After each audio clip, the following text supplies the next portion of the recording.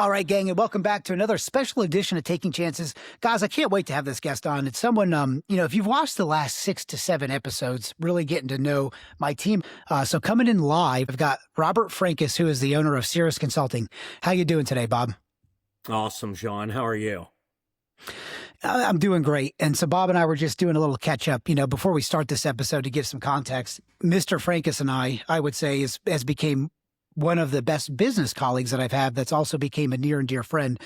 Bob, I don't know how many of my episodes you've ever watched before, but a really big key factor that we always talk about in Taking Chances is just the power of networking.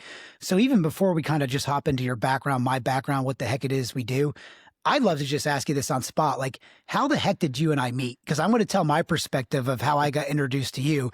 And I do think we should, if you feel comfortable enough, maybe showcase some of the first day that we met and kind of all the good fun we had. But, absolutely. Right over to you, Bob. Well, business is about relationships, right? And I think you're a relationship focused kind of business guy, and so am I, right? We aren't money driven. It's relationships, right?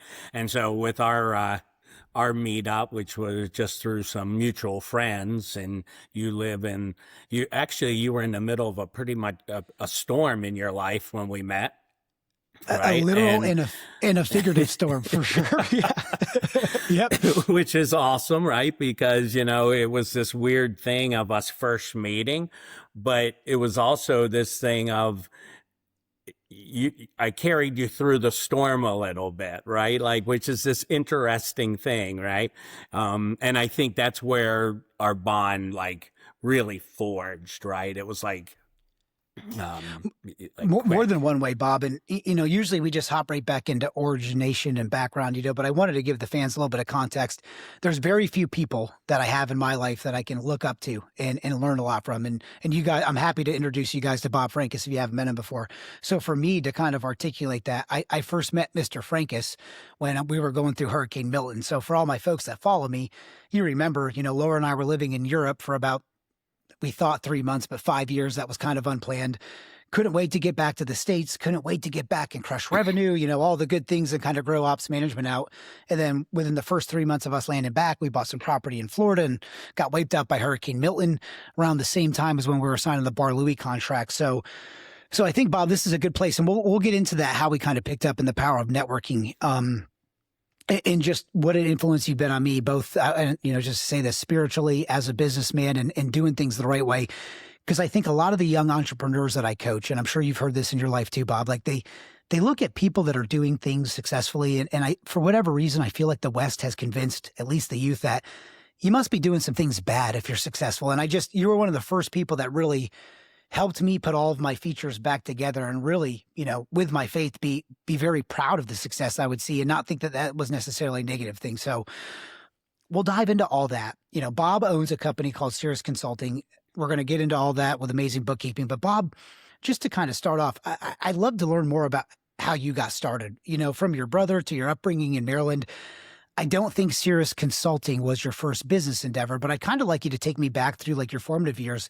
What was your first endeavor, in business? How did you get started with all this? Maybe talk to me a little bit about the home life and just kind of those foundational years that Mr. Frankis had.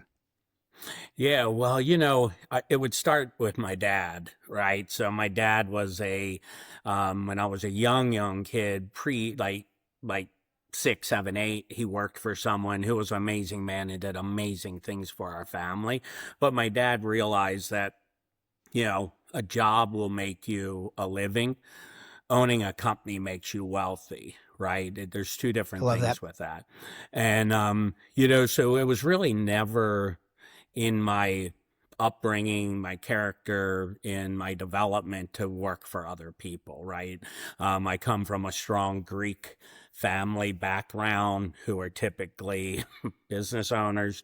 And in college, I'm a finance guy and I wanted to be a stockbroker since I was 6 years old. It's all I ever talked about. When everyone else was in school wanting to be a fireman and a police officer, I wanted to be a stockbroker, right? I was that weird kid. I could see this. And what happened was, when you talk about mentors in your life, right?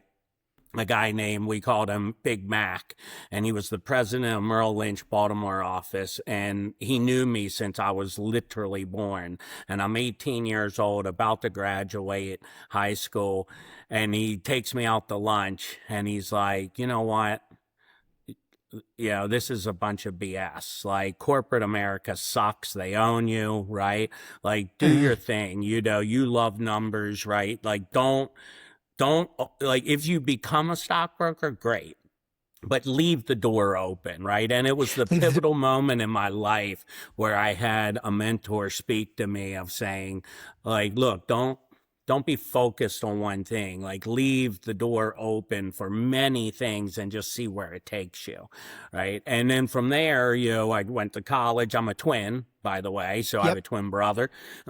He and I, 6 months after college, my dad was in the vending and amusement business. So 6 months after college, me and my brother wind up buying a company in Rehoboth Beach, Delaware, which is a coastal town, about 3 hours south of New York City. And we wind up, that was our first business. And then, there was tens of businesses after that one. So safe to assume too, Bob, I don't want to assume, but I'm assuming that your brother had some of the same tutelage that you had. And did you guys talk about going into business together before college, or was this kind of like happenstance, like natural progression? We graduated, dad taught us the right way. There's the twin brother, right? You guys have been growing up together. Was it kind of a natural progression, or what was that first inclination to kind of start that betting business for yourself? Yeah, I mean, it was certainly, like, we never planned to work for anyone, right?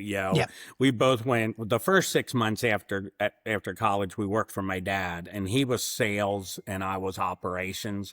And then once this came available, this opportunity, it was just like a no-brainer. And it was in the industry that we had already known. My dad was in the industry for 30 years, so he had friends that did things they shouldn't have done for us, right? And got us started and lent us money and mentored us and took risks that were probably not wise business decisions, but they did it, right? Because they trusted my dad. And so, we had opportunity there that was not self-deserved, but it was certainly, grateful.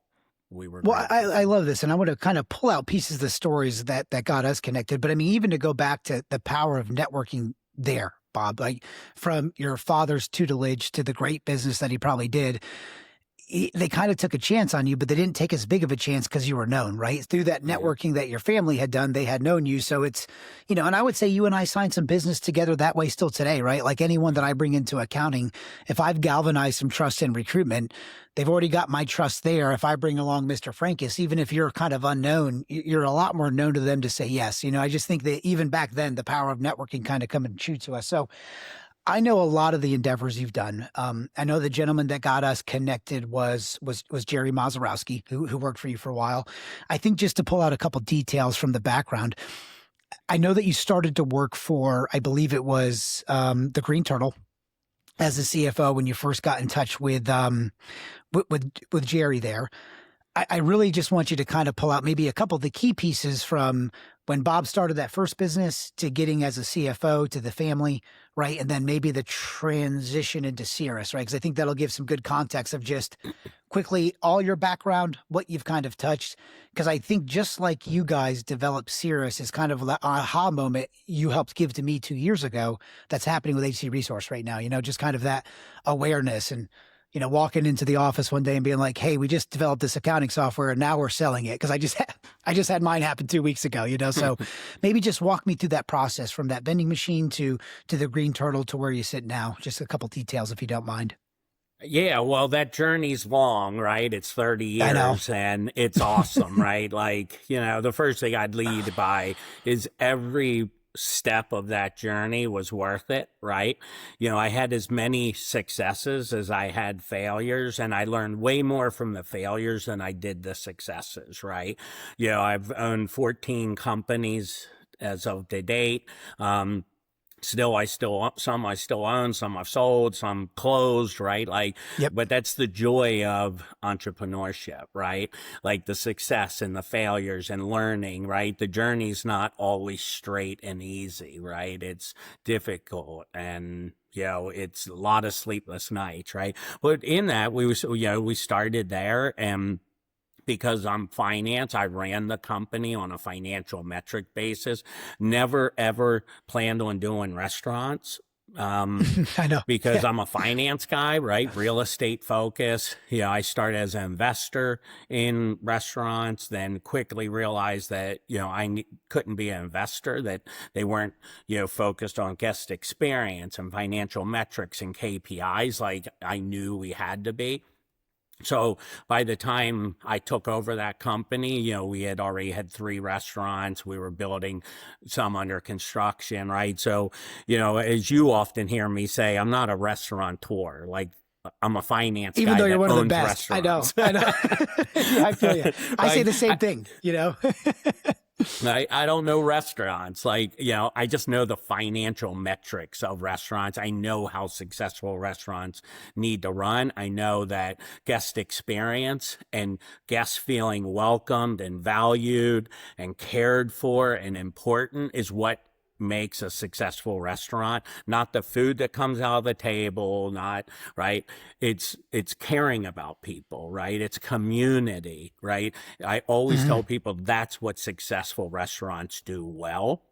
And you exceed your guest expectation every time, right?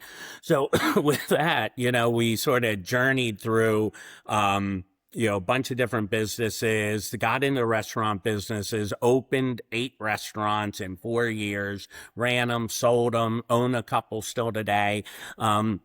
And when I sold them, in the interim, I hired a CFO, right? Because my accountant's like, you really need someone to run your company on the financial side. You can't be CEO and CFO and try to do it all like you've been. Being 3 people at once. Yeah. Yeah. Yeah. So I hired one, and then a couple of years later, I sold off most of the company.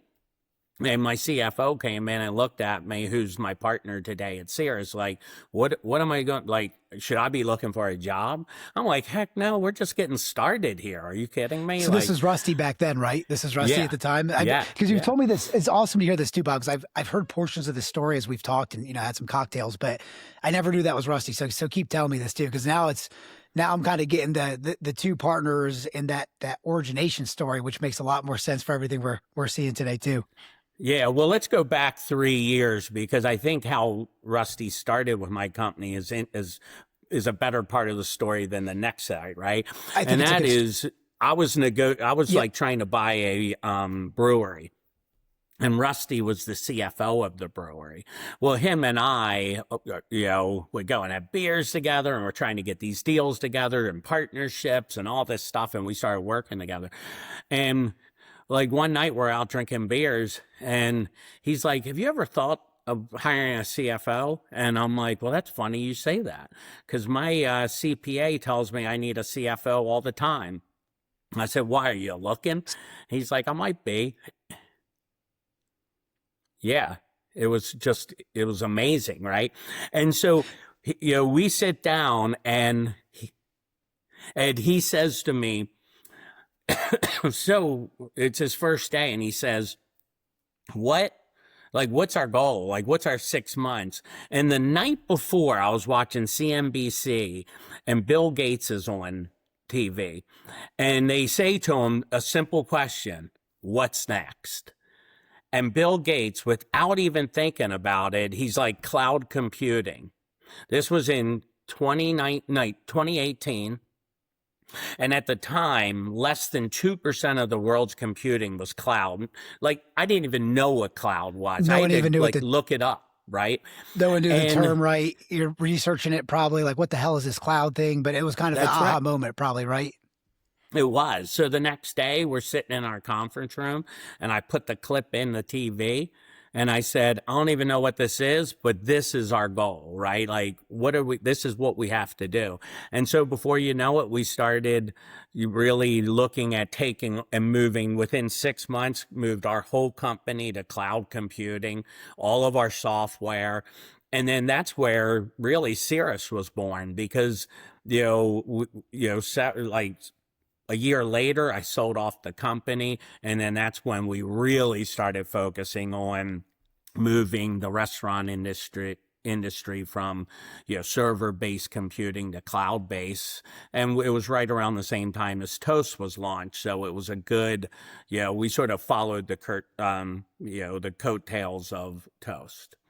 So that's really cool to hear from that, Bob, though. Kind of, you had a similar start, and then we'll go into how we met too. But I mean, not only did we resonate on the businesses and spaces we were in, but I remember talking to you in that first and second meeting that your entry into cloud was so similar to my entry into AI, right? And I think on top of like being like-minded in the same industry, caring about our clients, we also had that weird nuance where you gave me a lot of encouragement, Bob, because at the time I was looking into this space I knew nothing about, but I knew it's where everything was going, and you're over here with the cloud computing telling me the same story just 10 years previously. And it just gave me a lot of confidence. I don't know if you remember where we were sitting.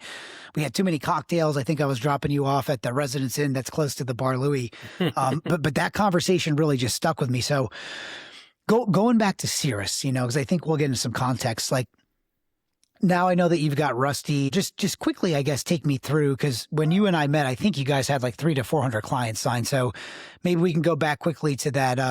You and Rusty having that aha moment. You saying we just started. What did that first couple of years look like for you? Because now I think what's going to be cool for the people that are in the tech space or maybe doing something outside the box. I'm sure there wasn't a lot of clarity in what you were creating, Bob, because if you're one of the first cloud computing companies, you don't have a lot of really partners or competitors even to steal from or look into ideas, right? So there you are with a great accounting background and kind of starting Cirrus. But just walk me through what that looked like to get those, first couple hundred clients, because I'm sure it seemed smooth today saying it. I'm sure it wasn't kind of acquired them, but just curious to talk to you about that. Yeah, well, the one great thing about Rusty and I are we're very different in our strengths, right? And when I look at an industry, I look at the 30,000, foot view, right? And when I sell that to my team, right, they're the soldiers that have very high level accounting skills and know the restaurant industry well, right? So the very first step was really giving our product away. Right? Like, Yep. hey, we developed this cool thing. And I was in like mastermind groups, and I was during COVID, I was doing tons of podcasts and trainings and educational videos. And through that, it was like, hey, try our product, right? And then when COVID really hit, well, what happened through the industry was, all the finance teams were fired, right? Because no one knew what tomorrow brought. So then we had tons of people calling us like, hey, can you run our back office? Can you run our back office? And then that's where the company just went crazy, because we, had all the leading technology. The tech stack was strong. We integrated with all the point of sales, payroll, accounting systems, all that. And then, we were there as a support team through COVID for many groups. And, that's, we probably had 100 clients before COVID, probably exited COVID with 300, and now we have 450, right? Yep. And growing.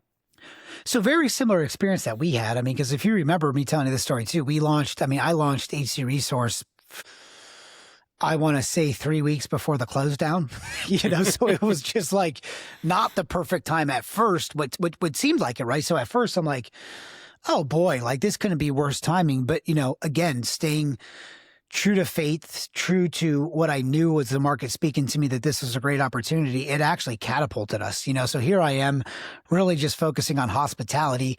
3 weeks after we launch, everyone that's near and dear to me in Colorado is unemployed, so I start bringing in all these IT recruiters and engineers, just people that were, laid off. And long story short, that was a net benefit for us. We ended up hiring, I think, 40 people through the pandemic.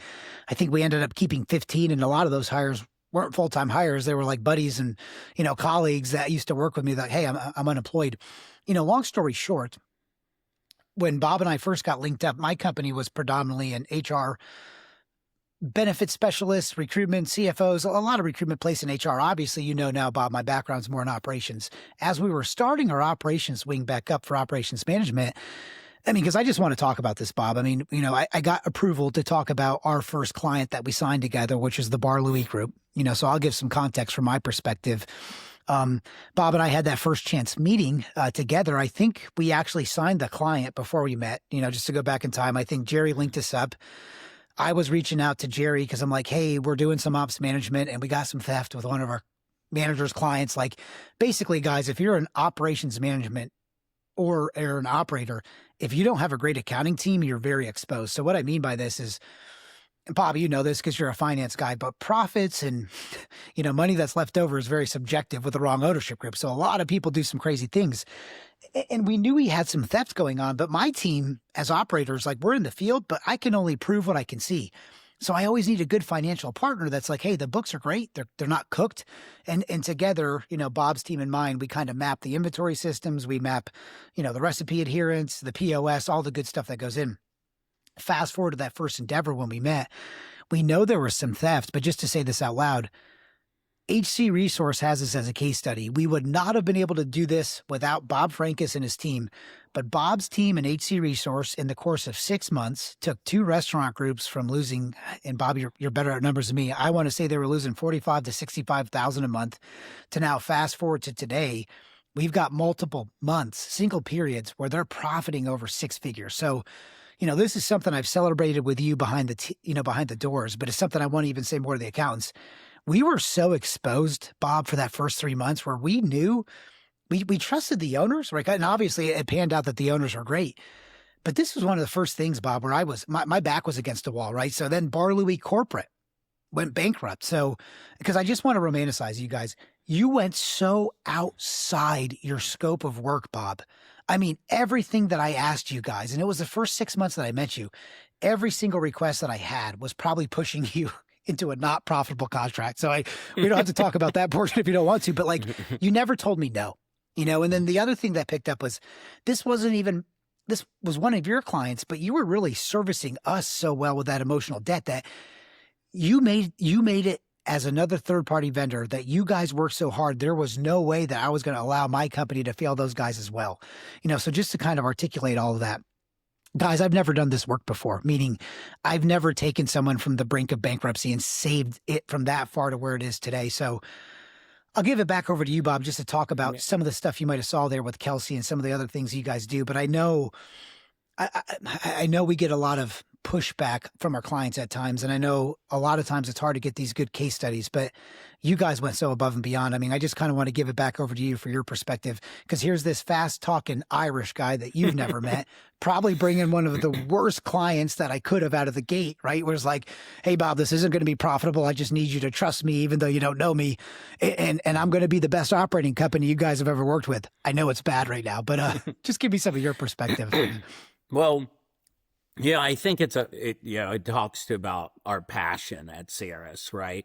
And, one of my, opening whys that my company was built on is, we save not only companies, we save people's relationships, we save their marriages, we save their relationships with their children, right? Because most people that come in as a client to Cirrus are just exactly the type of company you took over, right? They're losing 60 grand a month.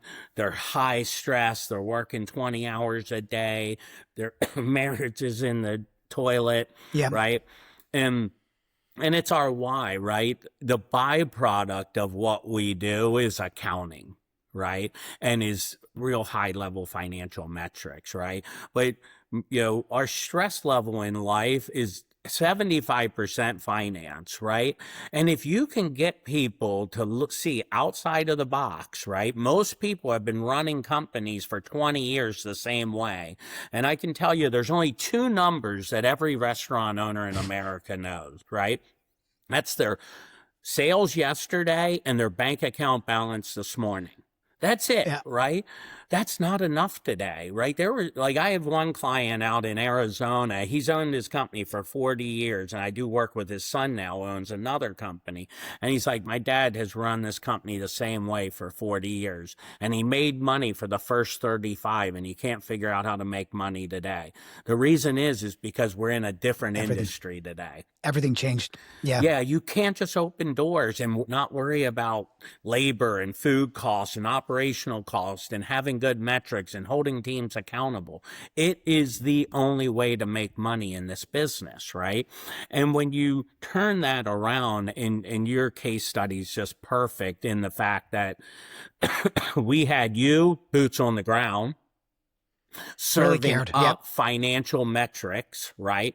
Right. This is what we do, right? We provide unbelievably accurate and timely financials and business analytics to coach and help teams stay efficient and build efficiency and raise profitability, right? You were just, even before us, right? You knew what was needed, and then we provided it, and you knew and you coached. And I mean, and, knowing, some of the stuff we know about that whole endeavor, I mean, the amazing thing, Shaun, is if you would have asked the ownership group prior to starting, like, do you think you make as much today as you expected, right? Most of them would be like, well, no, but I don't know how much better it can be, right? Like They said this. They said that verbatim in my discovery call when I was on site. I didn't mean to take it away, but that's all clients. It's like it's they amazing. just don't, because they're working so hard, Bob. And I think that's the thing, right? It's not that.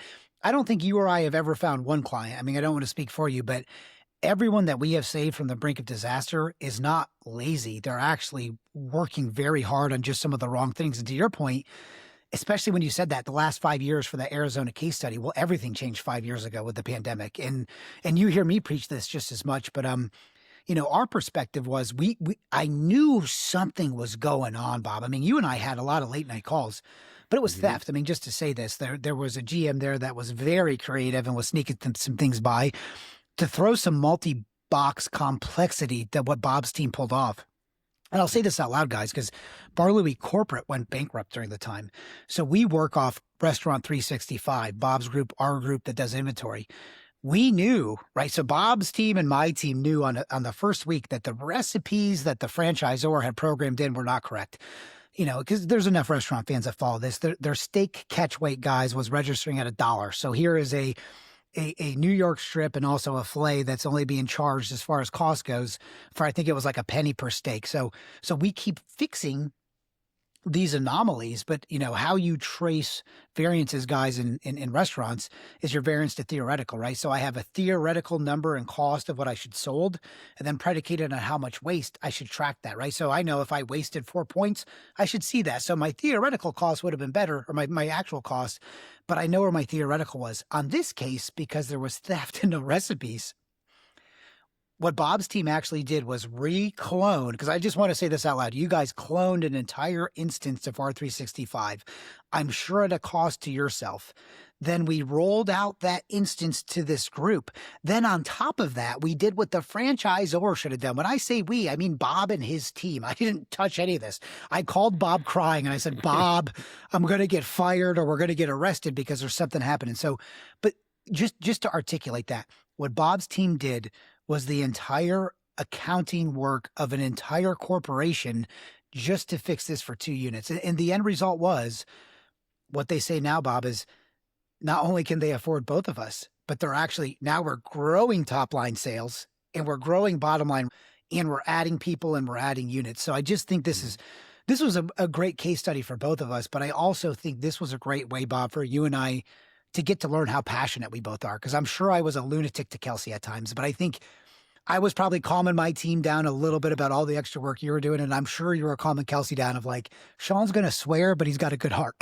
He's going to figure this one out. So just some great times into that.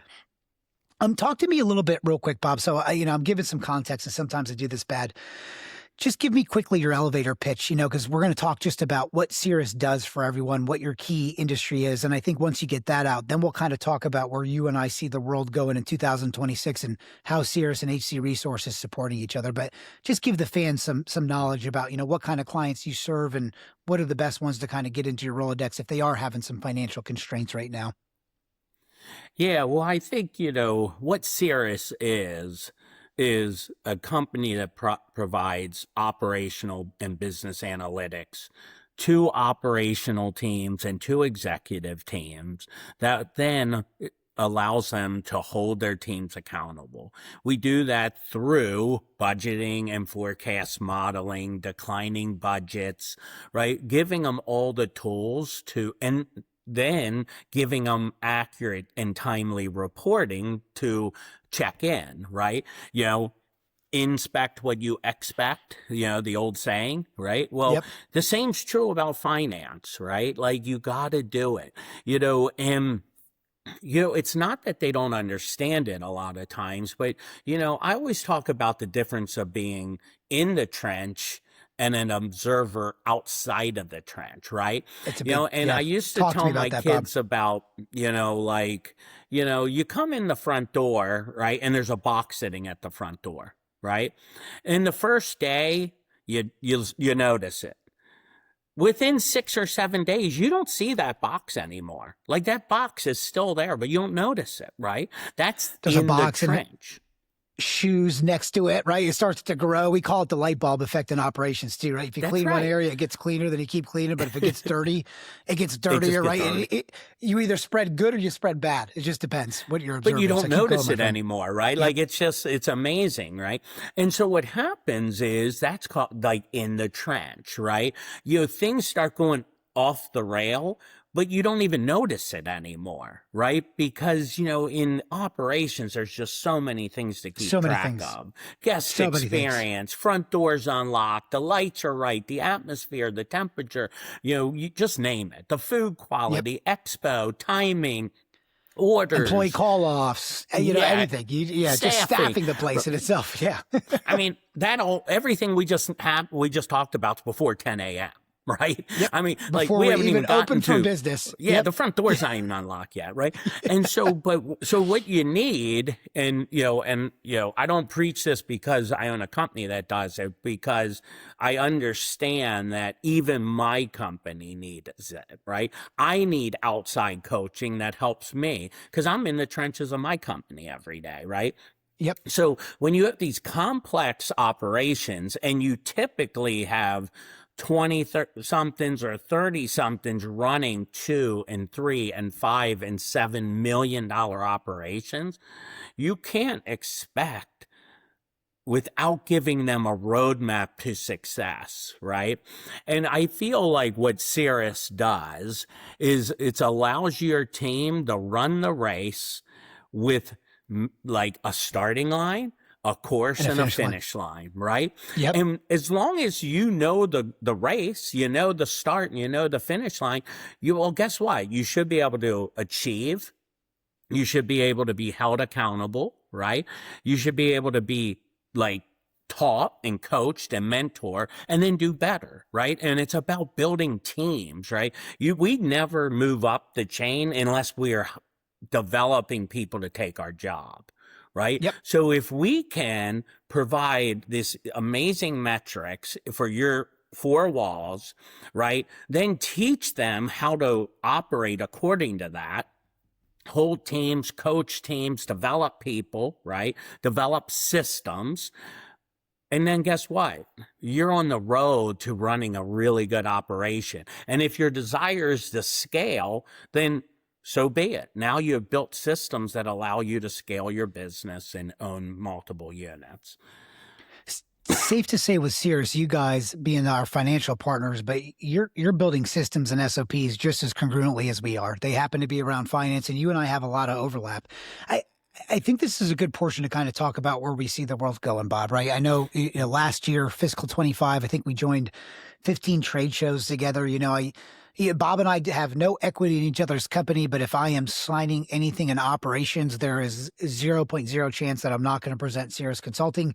We've even gone as far recently to say if it's an operations management, which means my team's exposed in liability, if we don't have your team, Bob, we don't do it because it's just, Hmm. you know this too. I mean, we're starting to move into a lot of platforms, but I'll make a couple statements. Obviously, but hospitality.com is a real deal right now. So I have launched a full software development company predicated and focused only on the hospitality industry. So what we've really done is taken, and you influenced all this, Bob. I want to go back to that first meeting. Bob has really taken me under his wing.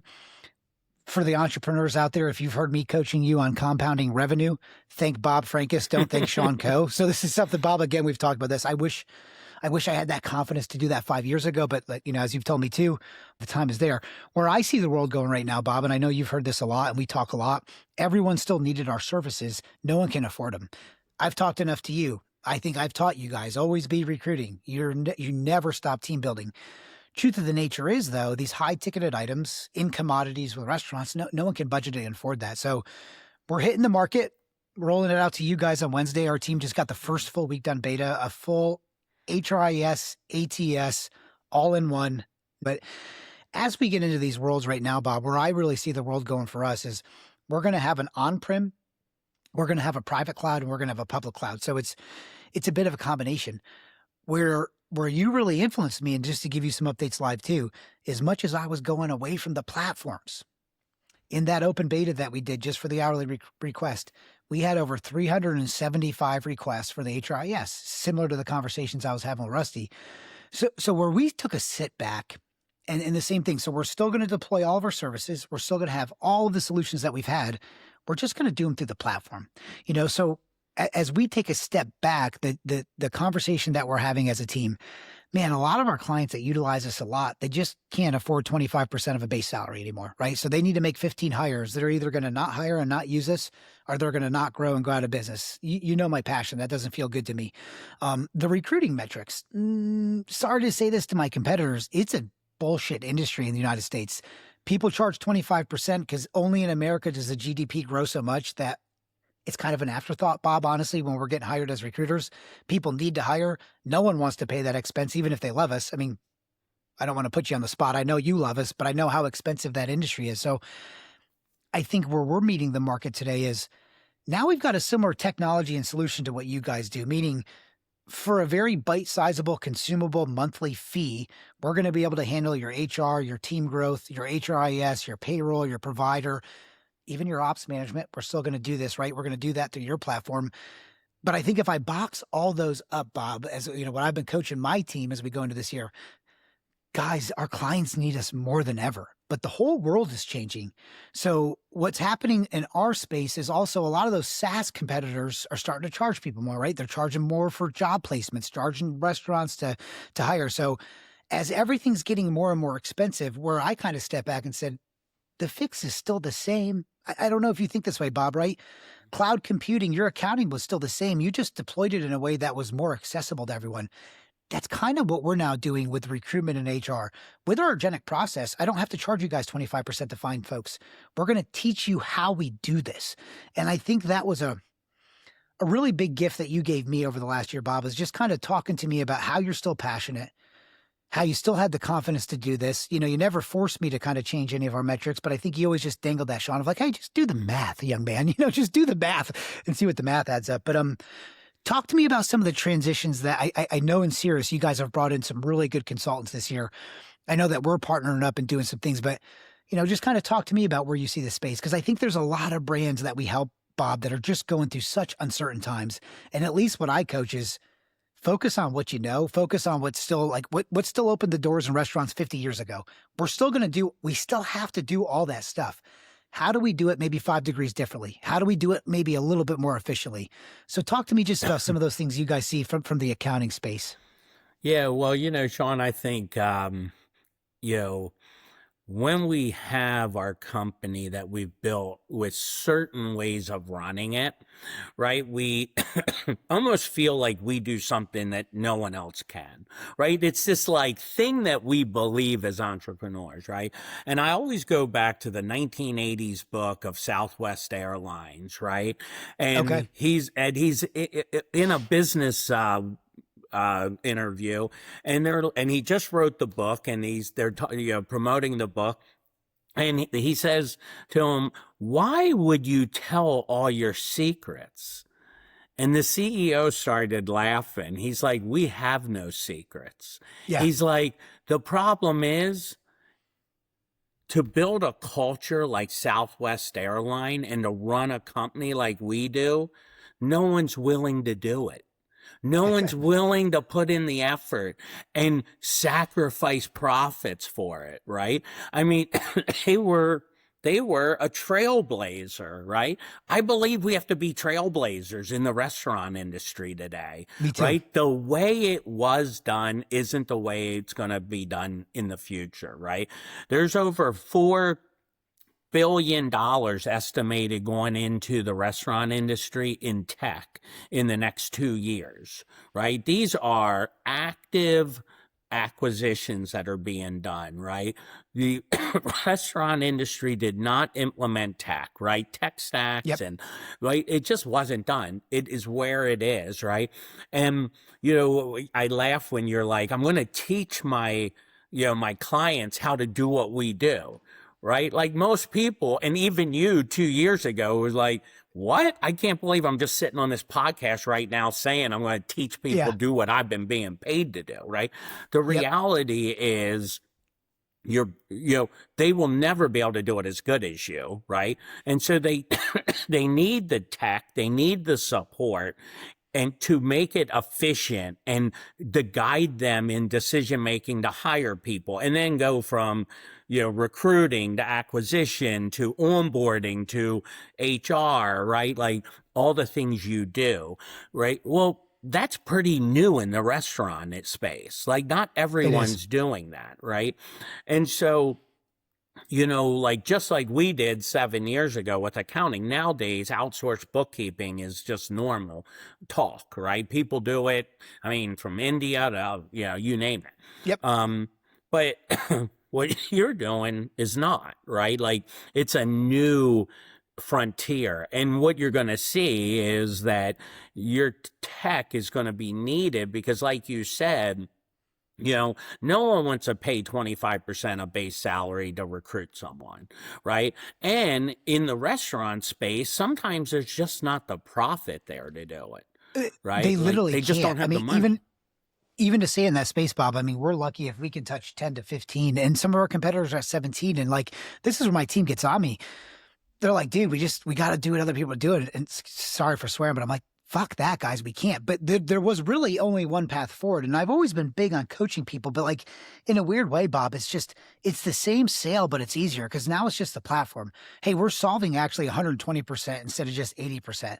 But we're going to get you on this platform. We're going to educate you how to run the platform. We're going to educate you on, just like you said, there is a great SOP. You know how many new store openings we've done. Well, the SOP that Jen and I follow is how we could always open that many stores. When same things we coach you guys on, like we're giving them the human capital metrics, just like you're giving them the financial metrics. And we're saying be 15% ahead of the game, not 15% behind the game. The single thing, Bob, that's made me the most successful, I actually just coached Jen Harb about this week. I said, Jen, what do you think the number one thing that I backed up when I was working with you in Sun Capital, and what do you think my number one skill set is? And she's going through all these things. I said, actually, Jen, I was just never understaffed. And she's like, well, it's funny that you own a recruitment company. I said, no, look, this is my real perspective. I knew if I kept my teams informed, I was going to have attrition. If I kept my team building, though, whenever I had those losses, they weren't really losses. So what that means in antithesis is I always have to be developing. Just like I think I told you this in the first meeting. Bob, where's your replacement? I'm assuming I'm getting hit by a bus tomorrow. If I get hit by a bus, Jen's got to be able to step into the seat and just take over.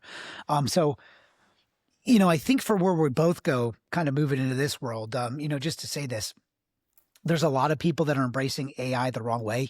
I think there's a lot of people that are going and outsourcing their bookkeepers to the wrong kind. And just to say this as a give back a little bit, Bob, if you're in the hospitality space and you need financial bookkeeping and you don't call Cirrus first, you will call them eventually. Because I've worked with so many accountants, Bob. You guys are lights out. I have never met a more affordable client that treats every client with such respect that at the end of the day, like I can tell you guys this as a case user, we were scared crapless with what we were seeing in the metrics. And the only thing that gave me confidence to keep pushing through with that client was I knew that Bob had my six, right? Just like if I was one of your clients, we're going to get to the bottom of this, Shaun. It might take us a little bit longer than we want, but I mean, you guys just went so above and beyond. So a couple things, Bob, I'm going to leave all your socials down here, and I definitely want to have you back on. We're going to talk about some of the stuff and some of the content that's coming out from Bob, because one of the things we do on our podcast is transcribe. So I'm going to get a lot of Bob's voice back out there a little bit more. So I'm going to kind of call us both out on this to hold us accountable to start posting on LinkedIn a little Let's bit. go. Let's do it. Yeah. Leave the guests with a little bit, Bob. I mean, just tell me some ways that they can find Cirrus Consulting, or some of the ways that they can get in contact. I know you near and dear, but maybe Rusty's the first point of contact. Just leave the fans with a little bit of information about you.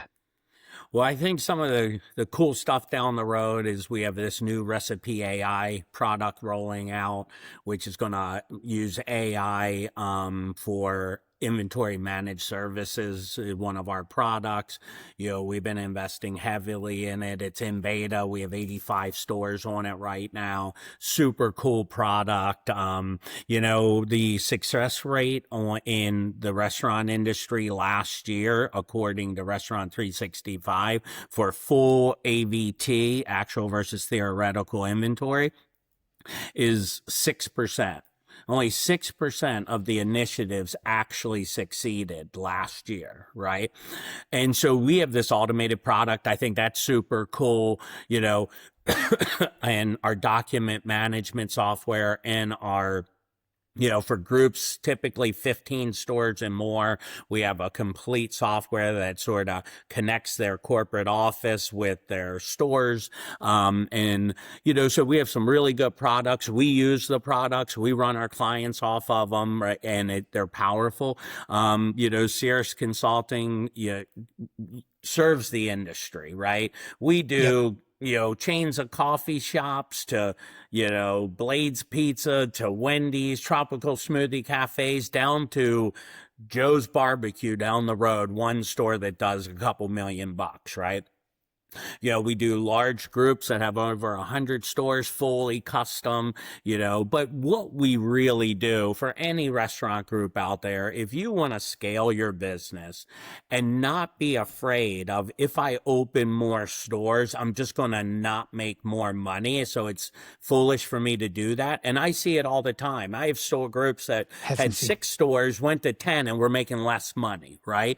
Yep. But the reason why is because they couldn't stay focused. You need a industry expert firm that holds your financials to the highest level, reporting, business analytics, operational dashboards, puts together budgets and forecasting, because, that's what allows groups to grow. So, we're always bringing on new clients. Anyone out there looking for it, Shaun, I'm sure they can reach out to you. Bob Frankis at gmail.com is an easy way to get, you can see our website, cirrusconsulting.com on the web, right? We're all over the place. Or just talk to one of your good friends in the industry and let them tell you that they probably used us. So. Well, and after this too, Bob, I'm going to put a bunch of information on how people can get in your periodicals, but I'm going to promise you, I'm going to share Bob Frankis's LinkedIn, and you're going to see some great, thoughtful leadership content coming out from Mr. Frankis. I will guarantee you on that one after this episode. Right. Yes. But I appreciate you being here, Bob. I think, one thing I'll just leave the guests with too. I think a thing that would be great for us to think about, Bob, and kind of holding us accountable on that podcast too, we should talk about doing some webinars together. Cause I think, one of the things I'm playing with too is getting you guys on our software. We've built that thing to receive information from anything and send out to anything. I think a couple webinars to showcase what our technology looks like to some consumers. And then guys, if you're interested in seeing that, send me a note. If you want to see some more webinars, if you want to see some behind the scenes, as I've kind of flirting with you guys for the first quarter, but the second quarter just started. I'm only 6 days in. All of our suite of services you're going to get access to starting on Monday of this week, guys. So, Mr. Frankis, I appreciate you being here, man. I'll say this publicly. You have impacted my life and my wife's life so much. You're an amazing man. You've helped me be honest about my faith and really embrace my faith in God. And that's helped me so much as growing. But it's awesome, guys. I just want to say this. When you can find some like-minded people and you can crush business together, I don't mind doing this by myself. But Bob, I have a lot more fun when I'm doing this with you, man. So I just appreciate you being here today. Likewise. Well, Shaun, in one of our very first meetings, you already brought it up once. You said to me, if you should always be recruiting, never stop recruiting, right? And I probably quoted you 100 times since then, right? The beautiful story about this, even though you're 20 years younger than me, is we always have something to receive. We always have something to offer, right? So it's like everyone out there who are listeners of yours, right? Like, go and mentor someone, right? Go develop someone today, because that's what our industry needs, is people like bringing the next group of people. Strong leadership is what our industry needs. And, so, thanks for encouraging me on that, because, the Cirrus team has never been, one, stronger, two, the bandwidth that we have and just amazing growth that we do every year. I mean, we grow like just tremendously every year, but we're allowed to do that because we have unbelievable team members, right? That are as passionate as we are. And we have a culture of passion and just providing, just great service. So, I appreciate you, Shaun, this relationship. You make me a better person every day also. So thanks, brother. Back at you, man. Back at you. So, guys, I'm going to get Wait, all of did Bob you just Frankis' hear that? socials I have listed. to just We're tell going to you. get the website. I have to just tell your listeners, there's rarely a moment that you're speechless. I just heard you speechless for like 5 seconds. You That's did. rare. You did. That's rare.